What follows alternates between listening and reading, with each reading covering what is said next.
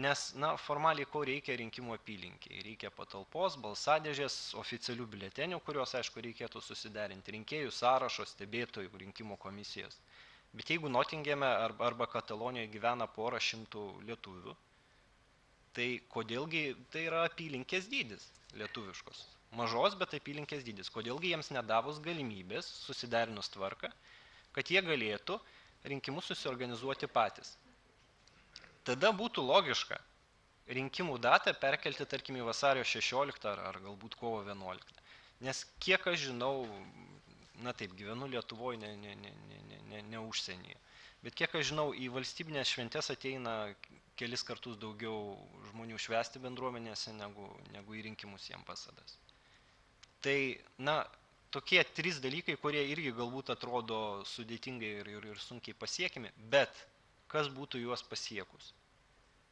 Žmonės, kurie ateitų balsuoti, užsienio lietuviai, jie rinktų savus kandidatus, kurie atstovauja būtent juos, jų aktyvumas būtų ir dėl to didesnis ir galbūt sujungus su švenčių dienom, jie patys prisižiūrėtų rinkimų procesą ir jaustųsi, kad jie yra valstybės dalimi. Tuo tarpu, jeigu jie lygiai sėkmingai kaip šveicarai, ateis, paspaus ant kompiuterio gerai su tapatybės kortele ar be jos mygtuką ir pamatys, kad, laimėjo tos apygardos vietinis kandidatas ir viso gero 4 metam. Tai gali kaip tik padidinti žmonių nusivylimą, kai jie pagaliau supras, kas vyksta.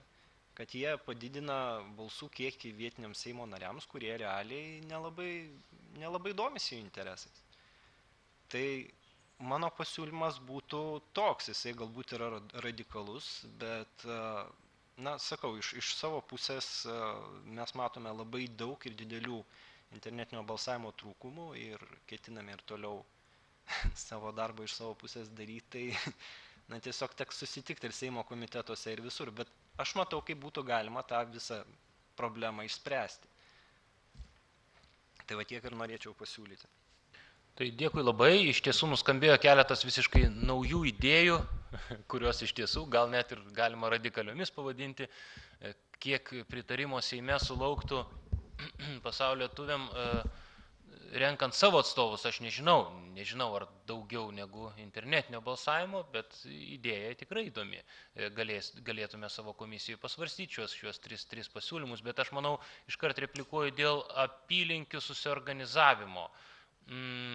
Tas turbūt veiktų ir pasitikėjimas būtų būtent renkant turbūt tik savo atstovus, nes jeigu dabar dėl balsavimo susiorganizavimo patiems Lietuvoje, aš pasakysiu, kodėl pasitikima apylinkėm, jų komisijomis, jų darbų, aš pasakysiu labai paprastą priežastį, dėl to, kad ten yra atstovai iš visų partijų. Tie, kas yra renkami, tie patys ir kontroliuoja vieni kitus. Tik taip yra užtikrinama, kad mes Lietuvoje turim ne Baltarusijos variantą, o Lietuvos variantą, kad atseit yra rinkimai skaidrus ir demokratiški, nes mes patys kontroliuojam vieni kitus. Tai nebent jeigu pasaulio lietuviai rinktų atstovus iš savo tarpo ir vieni kitus kontroliuotų, tai reiškia atstovai, tai čia aš kalbu tik apie teorinę galimybę, kad tie 3 principai turėtų eiti kartu tada tie siūlymai turbūt. Taip, komisijos nariai, kokių būtų dar nuomonių ar klausimų šioje temoje? Ir tada matyti reikės, jau laikas mus spaudžia, reikės apsitarti, ką mes konkrečiai darome. Tai 4 paskutinės tada replikos klausimai ir tada bandykim jau 5, gerai. Visi, kurie pakėlė ranką, daugiau tada nebekomentuojam, bandysim jau tada taktiškai spręsti. Tai prašau, gerbiama Giedrė. Gerai, aš norėjau tik atkreipti dėmesį, kad paskutiniai JAV lietuvių bendruomenės 19 tarybos sesijoje, kurį vyko spalio mėnesį šių metų, buvo priimtas nutarimas kreiptis į Lietuvos Respublikos Seimą, kad būtų leidžiama užsienyje gyvenantiems Lietuvos piliečiams balsuoti Seimo ir kituose rinkimuose internetiniu būdu. Tik tiek.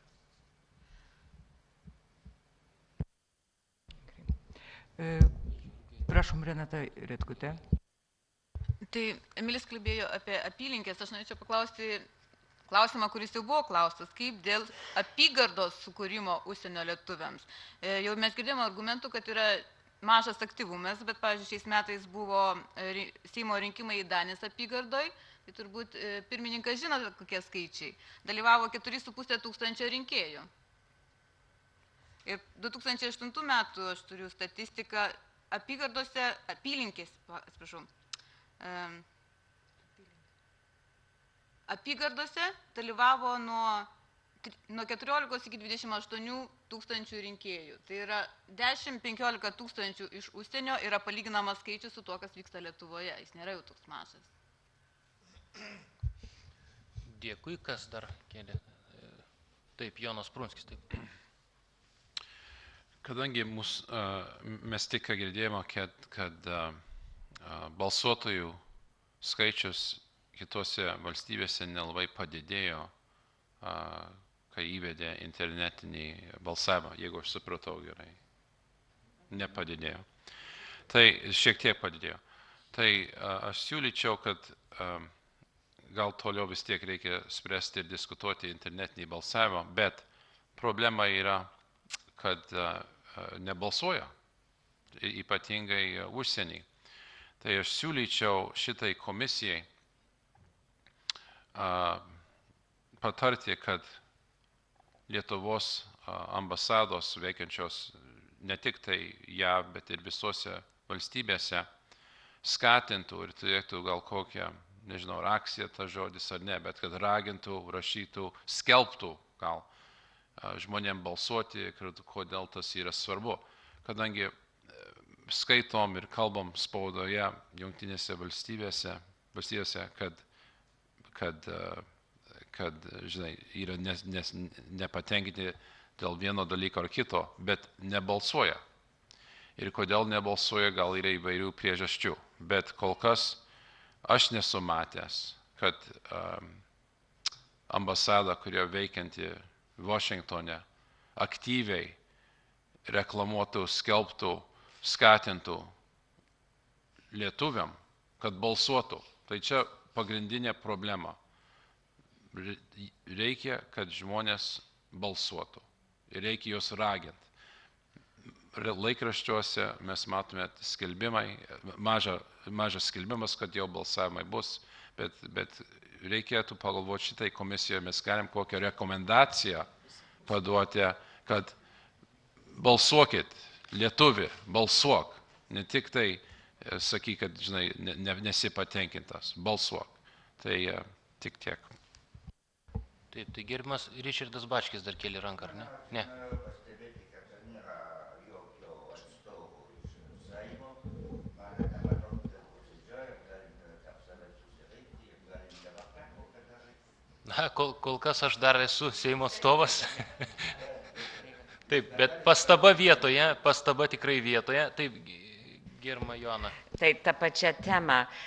Iš tikrųjų, mes dabar neskiriam laiko globalios Lietuvos programos diskusijom, tačiau noriu tik iškelti, kad kaip tik, reiškia, iš 5 tikslų, antrasis yra, reiškia, įtraukti užsienio lietuvius į Lietuvos politinį gyvenimą.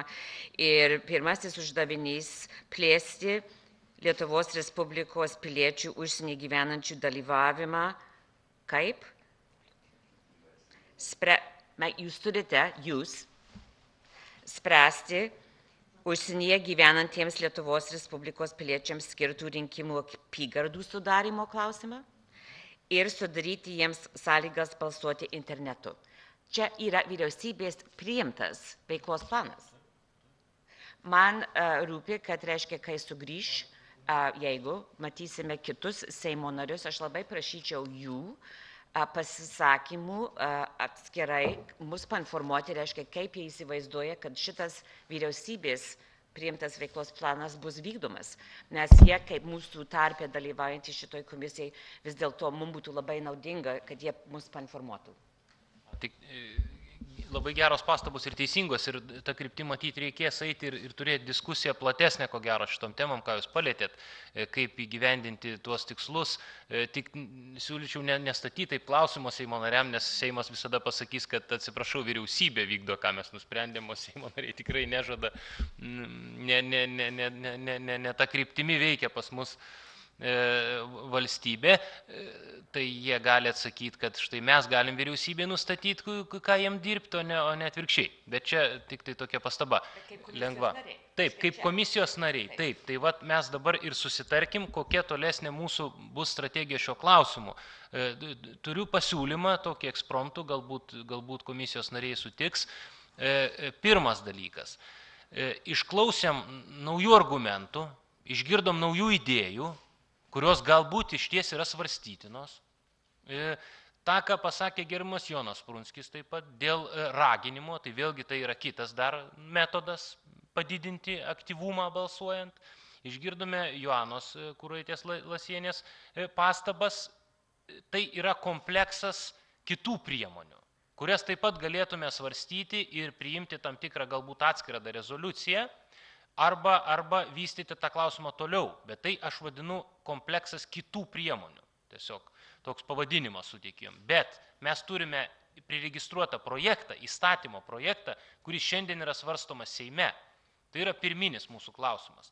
Tai mano siūlymas būtų komisijai nesiblaškyti ir pabandyti iki galo nueiti su tuo projektu.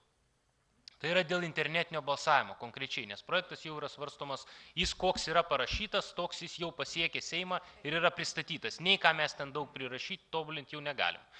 Vėliau, kaip Seimo nariai, aišku, galim teikti pataisas. Tai mano būtų toks ir prašymas, ir siūlymas komisijai dar kartą paraginti, turbūt ir mūsų kolegas Seimo narius, kurie atstovauja visas frakcijas mūsų komisijai, kalbėti su frakcijos kolegomis, perduoti tuos argumentus, ką mes šiandien išgirdom ir svarstėm, ir bandyti, kad tas projektas išvystų dienos šviesą. O lygiai grečiai, nebejotinai, mes galime svarstyti ir kitas idėjas. Bet čia lygiai taip pat kaip ir su dvigubos pilietybės klausimu, kol buvo įstatymo projektas ir tikėjome, kad jisai išvys dienos šviesą, tol mes ėjom ryžtingai tą kryptim.